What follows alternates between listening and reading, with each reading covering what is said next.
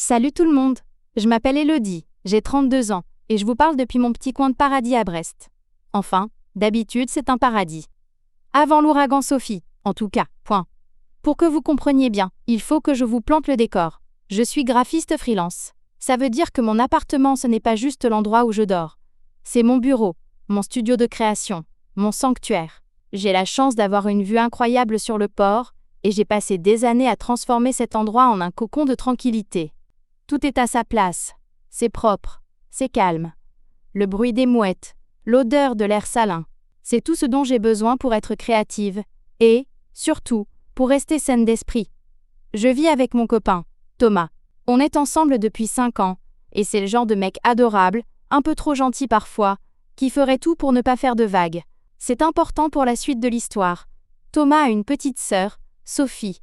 Elle a 25 ans, et c'est son opposé total.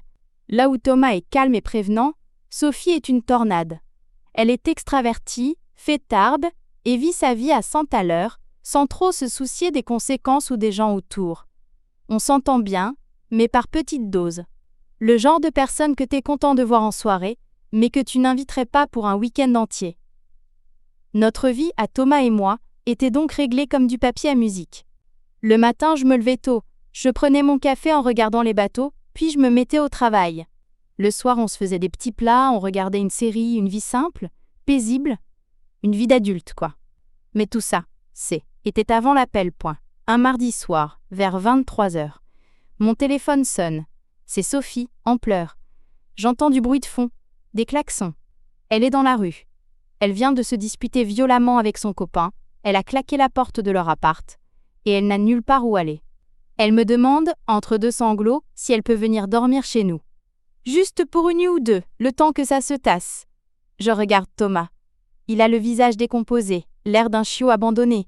Je sais ce qu'il pense. C'est sa petite sœur, il ne peut pas la laisser dehors. Mon instinct me crie de trouver une excuse, de lui proposer un hôtel, n'importe quoi. Mais je vois la détresse dans sa voix, et la peine dans les yeux de Thomas. Alors je cède. Bien sûr Sophie, viens à la maison. Voilà comment tout a commencé. Avec une bonne intention. Et on sait tous où mène le chemin pavé de bonnes intentions. Sophie est arrivée une demi-heure plus tard, avec un simple sac à dos, les yeux rouges et le mascara qui avait coulé. On l'a installée sur le canapé lit dans mon bureau, qui sert aussi de chambre d'amis.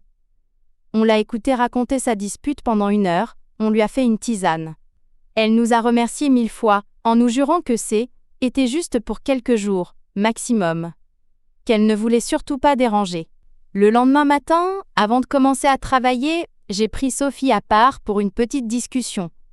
Je voulais mettre les choses au clair tout de suite, pour éviter les problèmes. Je lui ai dit « Sophie, tu es la bienvenue ici, vraiment. Mais comme je travaille à la maison, j'ai besoin que ce soit un espace calme et propre. Donc, il y a juste 3 règles, toutes simples. Je les ai énumérées calmement. 1. Nettoyer derrière soi. Si tu te fais à manger, tu fais ta vaisselle. Si tu utilises le salon, tu ranges tes affaires. Simple. 2. Pas de musique à fond après 22h. J'ai des clients aux États-Unis, parfois je finis tard. J'ai besoin de silence. 3. Et était le point le plus important pour moi. Absolument aucune cigarette à l'intérieur. Je suis presque allergique. L'odeur s'imprègne partout, et c'est non négociable. Je lui ai montré le petit balcon. Pour fumer, c'est ici. Et seulement ici. Elle a hoché la tête avec un grand sourire. « Mais oui, Elodie, t'inquiète, c'est normal, c'est chez toi. » Je comprends tout à fait. Promis, je serai une colocataire modèle. J'ai voulu la croire. Vraiment. Les 2 premiers jours, ça a été. Elle était discrète, presque invisible. Elle passait ses journées au téléphone à se plaindre de son mec. Mais elle le faisait à voix basse. Les quelques jours se sont transformés en 1 semaine. Puis elle nous a annoncé qu'elle allait rester encore un peu, parce que Sas était vraiment trop tendue avec son copain. Et c'est là que la situation a commencé à déraper. Lentement, mais sûrement. Ça a commencé par des petites choses. Une tasse de café qui traîne sur la table basse pendant 2 jours. Des miettes de chips sur le canapé. Des cheveux longs dans la douche que je devais ramasser. Des détails, me direz-vous. Des choses que je réglais en 5 minutes en soupirant. Thomas, lui, ne voyait rien, ou ne voulait rien voir. Quand je lui en parlais, il me disait « Laisse-lui un peu de temps, elle n'a pas le moral. » Puis, il y a eu l'odeur. Une odeur faible au début, mais tenace. Une odeur de fumée froide. Je la sentais en rentrant dans le salon. Je lui ai demandé gentiment. « Sophie, tu as bien fumé sur le balcon, hein ?» Elle m'a répondu, l'air outré. « Ben oui, évidemment !» C'est bizarre, le vent a dû faire rentrer la fumée. Une excuse bidon, mais je n'avais pas de preuves. J'ai donc passé 1 heure à aérer et à vaporiser du désodorisant, en me sentant de plus en plus tendue. La semaine suivante, on est monté d'un cran. La vaisselle ne traînait plus seulement, elle s'empilait dans elle, évier. Des assiettes avec des restes de sauce séchée, des verres collants. Mon évier, d'habitude impeccable, était devenu une zone de guerre bactériologique. Le salon, lui, était transformé en annexe de sa chambre. Ses vêtements traînaient sur le fauteuil, ses magazines sur le sol, ses écouteurs et chargeurs formaient un nid de câbles près de la télé. Et la musique? Oh, la musique! Un soir, J était en plein appel vidéo avec un client important. J'avais mis mes écouteurs, mais j'entendais quand même des basses vibrer à travers le mur. Boum, boum, boum. De la techno bien lourde, à 22h30. J'ai dû m'excuser auprès de mon client, couper mon micro et aller toquer à la porte de mon propre bureau. Elle a ouvert, l'air surprise. « Ah, ça te dérange ?» Désolée, j'avais pas vu l'heure. Elle a baissé le volume, mais mon appel était gâché. J'ai été humiliée et furieuse. J'ai essayé d'en parler à Thomas, encore une fois. Je lui ai montré état de la cuisine. Je lui ai parlé du bruit. Il a soupiré, et il est allé lui parler. Je l'ai entendu depuis le salon. « Sophie, il faut que tu fasses un effort, s'il te plaît. Élodie travaille ici, c'est important. » Sa réponse? Un rire. « Oh, ça va, frérot. Détends-toi. Je vais le faire. » Bien sûr, elle n'a rien fait. La situation empirait de jour en jour. Ma maison, mon havre de paix, était devenue une source de stress permanent. Je passais mon temps à ranger derrière elle, à nettoyer, à me sentir comme une employée de maison non rémunérée et surtout complètement ignorée. Mon anxiété grimpait en flèche. Je n'arrivais plus à me concentrer sur mon travail. J était constamment sur le qui-vive, à guetter le prochain manque de respect. Le point de rupture est arrivé un vendredi après-midi. Après 2 semaines de ce régime, J était à bout de nerfs. J'ai décidé de prendre les choses en main, une bonne fois pour toutes. J'ai attendu que Sophie sorte de la douche et je l'ai interpellée dans le couloir, le plus calmement possible. « Sophie, il faut qu'on parle. On avait fixé des règles quand tu es arrivée, et là, ça ne va plus du tout. La vaisselle, le bruit, le désordre et l'odeur de cigarette. Je sais que tu fumes à l'intérieur. S'il te plaît, fais un effort. » Je m'attendais à des excuses, peut-être un peu de mauvaise foi, mais une discussion d'adulte. À la place, elle m'a regardée avec un petit sourire en coin. Elle a penché la tête sur le côté et elle a lâché la phrase qui a tout fait basculer. « Ouh là là, Élodie, tu commences à parler exactement comme ta mère. » Puis, elle a ri. Un petit rire condescendant, comme si J était une vieille mégère hystérique. Et elle est partie dans sa chambre, me laissant planter là, dans le couloir. Je suis restée figée pendant une bonne minute. Le sang martelait dans mes tempes.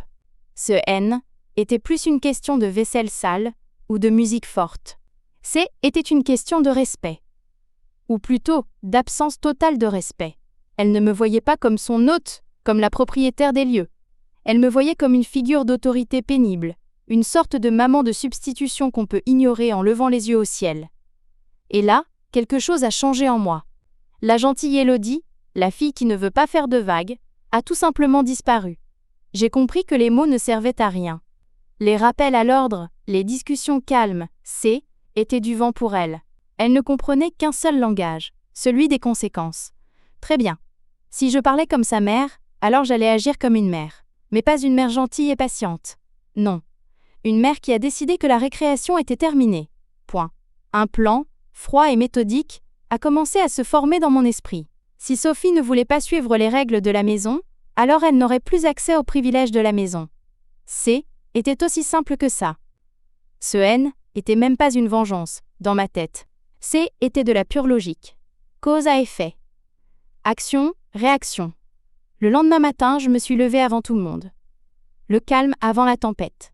Sophie dormait encore profondément, probablement jusqu'à midi comme d'habitude. Était le moment parfait. Première étape. Internet. J'ai allumé mon ordinateur, Je me suis connectée à l'interface de notre box et, en quelques clics, j'ai changé le mot de passe du Wi-Fi. Un nouveau mot de passe bien complexe que seul moi connaîtrais. Deuxième étape, la buanderie. On a une petite pièce avec la machine à laver et le sèche-linge. J'ai récupéré un petit cadenas que j'utilisais pour ma valise et je l'ai simplement clipsé sur le loquet de la porte. Pas de lavage, pas de séchage. Troisième et dernière étape, les clés. On avait un double des clés du portail de l'immeuble et de la porte d'entrée qui traînaient dans un pot, à côté de la porte. Je l'ai pris et je l'ai caché au fond de mon tiroir à chaussettes. Désormais, pour entrer ou sortir, il faudrait passer par moi ou Thomas. Une fois mon plan exécuté, je me suis fait un café et je me suis installée à mon bureau, le cœur étonnamment calme. N était plus en colère. J était déterminé. J'ai ouvert mes logiciels et j'ai commencé à travailler, comme si de rien N était. J'attendais point vers midi, comme prévu, j'ai entendu du mouvement.